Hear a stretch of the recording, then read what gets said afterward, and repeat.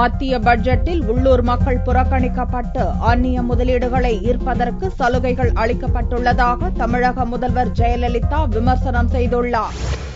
இந்திய வரலாற்றில் 82வது பொது பட்ஜெட்டை மத்திய நிதியமைச்சர் சிதம்பரம் வியாழனன்று தாக்கல் செய்தார். இது சிதம்பரம் தாக்கல் செய்யும் 8வது பட்ஜெட். இதன் மூலம் 7 முறை பொது பட்ஜெட்டை தாக்கல் செய்த பெருமையை பெற்றிருந்த முந்தைய நிதியமைச்சர் பிரணாப் முகர்ஜியின் சாதனையை சிதம்பரம் முறியடித்துள்ளார். சிதம்பரத்தின் இந்த பட்ஜெட்டுக்கு பிரதமர் மன்மோகன் சிங் புகழாரம் சூட்டியுள்ளார். நாடு எதிர்கொண்டுள்ள மிகப்பெரிய சவால்களுக்கு இடையில் சிறப்பான பட்ஜெட்டை சிதம்பரம் தாக்கல் செய்துள்ளதாகவும் முதலீட்டை அதிகரிக்க செய்யும் வகையில் பல திட்டங்கள் பட்ஜெட்டில் இடம்பெற்றிருப்பதாகவும் தெரிவித்துள்ளார். முதலீடு தொடர்பான நம்பிக்கையற்ற மனப்பான்மை மாறும் என்றும் 3 ஆண்டுகளில் இந்தியாவின் பொருளாதார வளர்ச்சி 8% மீண்டும் எட்டும் என்றும் மன்மோகன் சிங் நம்பிக்கை தெரிவித்தார்.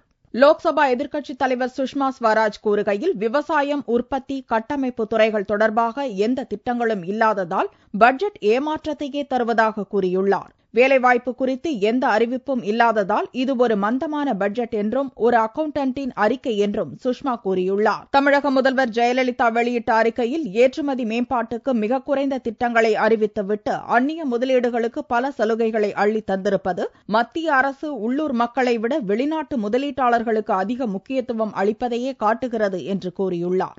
இந்தியா எதிர்கொண்டுள்ள நிதி நெருக்கடியான சூழலை சமாளிக்கவும் விலைவாசியை கட்டுப்படுத்தவும் எந்த உறுதியான நடவடிக்கைகளும் பட்ஜெட்டில் இல்லை என்றும் பட்ஜெட்டில் வெறும் வார்த்தை ஜாலங்கள்தான் இடம்பெற்றுள்ளன என்றும் மக்களுக்கு பயனுள்ள அம்சங்கள் எதுவும் இல்லை என்றும் தெரிவித்துள்ளார்.